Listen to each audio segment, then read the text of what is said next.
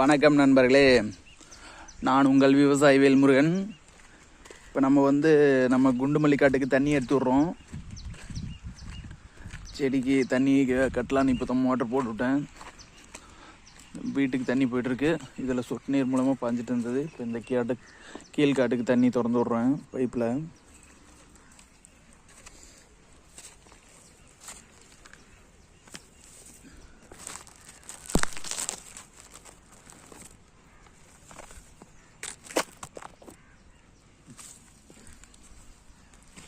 இந்த பைப்பில் தண்ணி திறந்து விட்டோம்னா அப்படியே கீழே இருக்கிற காட்டுக்கு பாயும்.